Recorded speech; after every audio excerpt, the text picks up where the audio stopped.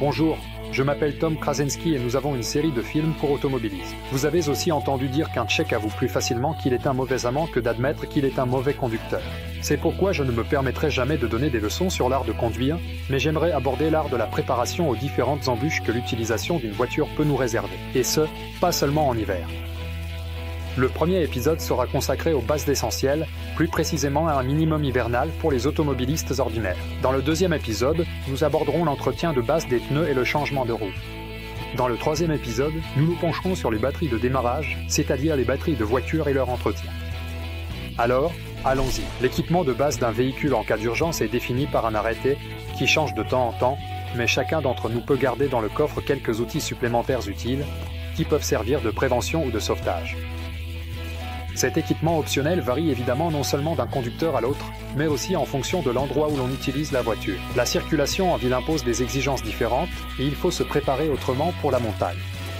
Bien sûr, on peut aujourd'hui compter sur des services d'assistance, mais il y a beaucoup d'entre nous qui ne les utilisent pas pour diverses raisons, du moins jusqu'à ce que nous ayons épuisé toutes nos options d'aide. Personnellement, j'ajoute une pelle en aluminium et des chaînes à neige dans le coffre pour l'hiver. J'ai trouvé utile plusieurs fois un treuil à levier avec une longue corde.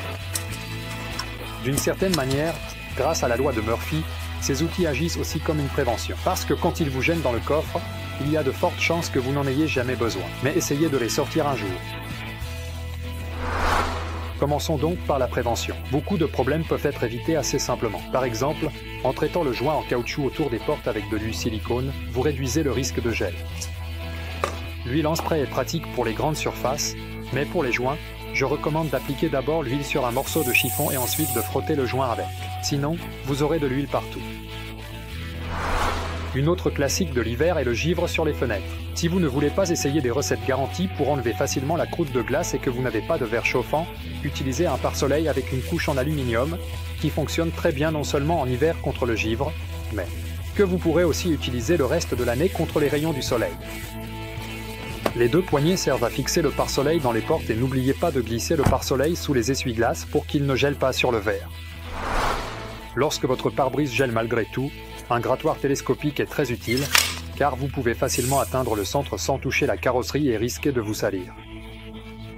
Le grattoir est également utile pour les autres fenêtres et la balayette intégrée servira à enlever l'accumulation de neige. Il va de soi qu'il faut utiliser un liquide antigel pour les lave-glaces. Pour ceux qui ne veulent pas s'embêter à diluer le concentré avec de l'eau distillée, je recommande d'utiliser un mélange prêt à l'emploi pour des températures jusqu'à -20 sans dilution. Bien que certains emballages contiennent un bec verseur, un simple entonnoir s'avère jusqu'à présent être le plus fiable. Et plus l'ouverture est grande, plus il est facile de verser sans risquer de éclabousser tout autour. L'équipement hivernal obligatoire comprend également des pneus appropriés avec une profondeur de sculpture d'au moins 4 mm. Pour vérifier cela, vous pouvez utiliser un manomètre numérique. J'ai moi-même utilisé un mètre d'évaluation, mais en raison de sa longueur, il vous oblige à faire des compromis. Bien que vous puissiez tourner la roue avant pour un meilleur accès, pour la roue arrière, vous devez mesurer par en dessous. Le mètre est compact, donc il tient généralement même dans l'air. Et surtout, vous pouvez l'emporter partout avec vous. Quand il s'agit de pneus, il est bon de vérifier régulièrement, idéalement au moins une fois par mois, la pression des pneus. Pour une simple vérification, vous n'avez pas besoin d'aller tout de suite au compresseur de la station-service, un petit manomètre pratique suffit, et ce n'est qu'en cas de baisse qu'il faut envisager de regonfler. Il est prouvé qu'un pneu mal gonflé réduit sa durée de vie et augmente la consommation, mais aussi détériore les caractéristiques de conduite et la maniabilité du véhicule. Alors faites attention. La période hivernale impose des exigences plus élevées à la batterie de démarrage. Essentiel pour sa longévité et sa fiabilité est un bon chargement. Nous garderons la théorie plus approfondie pour une vidéo séparée. Pour ceux qui ne veulent pas trop s'en préoccuper, mais qui sont consciencieux, je leur recommande 2 outils. Un simple testeur d'état de charge, un chargeur d'entretien. Le testeur est certes primitif, mais il est tout de même nécessaire de suivre une certaine procédure pour déterminer l'état réel de la batterie ou du système de charge. Il ne suffit donc pas de le brancher simplement dans la prise allume-cigare. Avec le moteur éteint, laissez les feux de croisement allumés pendant 1 minute, puis mesurez. Cela vous permettra de détecter une batterie fatiguée qui peut se recharger complètement, mais dont la tension chute beaucoup même sous une faible charge, rendant la batterie incapable de fournir un courant suffisant pour le démarrage, surtout en hiver. La diode jaune indique que la batterie est en bon état. Si les diodes jaunes et rouges s'allument en même temps, cela signifie que la batterie est soi-disant entamée, mais il peut s'agir simplement d'un problème résolvable, comme un faible niveau d'électrolyte. Et c'est seulement la diode rouge qui signale une batterie très déchargée, que ce soit à cause de son endommagement ou d'un chargement défectueux. Et c'est justement si le système de charge fonctionne correctement que vous le découvrirez après un quart d'heure de conduite ou en laissant le moteur tourner au ralenti pendant 15 minutes. Avec le moteur en marche, insérez le testeur dans la prise. La diode verte indique que tout va bien, la verte avec la jaune signifie une tension de charge trop basse, et la verte avec la rouge indique une tension de charge trop élevée, ce qui endommage la batterie. Comme je l'ai mentionné, parfois un petit chargeur à quelques euros est utile, car il fournit juste assez d'énergie pour maintenir la batterie de voiture toujours chargée. Il complète donc l'énergie qui se perd par autodécharge de la batterie. Il est bon de l'utiliser si vous savez que votre batterie est chargée et ne sera pas utilisée pendant un certain temps. Ainsi, vous êtes assuré que lorsque vous en aurez besoin, elle sera complètement chargée.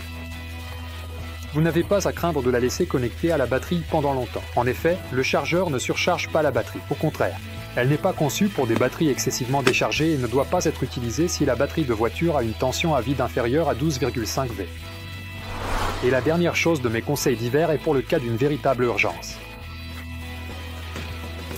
C'est en effet utile d'avoir un tapis de désincarcération à placer sous les roues si vous êtes coincé dans la neige, mais aussi dans la boue ou le sable. Le tapis est vraiment robuste et lourd, donc tout le monde ne va pas l'emmener dans le coffre. Mais pour les passionnés et les aventuriers, c'est parfait. L'idéal est de pouvoir soulever la roue et de glisser le tapis en dessous. Cela suppose cependant que vous ayez aussi un cric avec vous. Étant donné que dans de nombreuses voitures modernes, vous ne trouverez même plus de roues de secours, le cric devient également une espèce menacée. Mais je vais vous montrer dans un instant. Et aussi dans la prochaine vidéo sur l'entretien des pneus, quelle a son importance, même si vous ne transportez pas de roues de secours. Bon, je vais revenir au tapis. Si vous n'avez pas de différentiel autobloquant ou de blocage de différentiel, vous aurez besoin d'un tapis sous les roues motrices, car sinon la roue sur le tapis ne prendra pas si l'autre patine. Oui, et si vous décidez d'opter pour le cric, un ensemble assez pratique et à bon prix comprend, en plus du cric hydraulique de 2 tonnes, des supports et des cases. Elles sont pliables, donc elles s'intègrent parfaitement dans un seul coffre avec le cric. Nous parlerons davantage des crics dans la vidéo sur le changement de roue. Alors, bon voyage et ne regardez pas nos vidéos en conduisant. N'oubliez pas de vous abonner et d'activer la cloche si vous souhaitez recevoir des notifications pour les nouvelles vidéos de l'atelier Unimax. Merci aussi pour vos likes et vos commentaires constructifs, et j'ai hâte de vous retrouver dans la prochaine vidéo.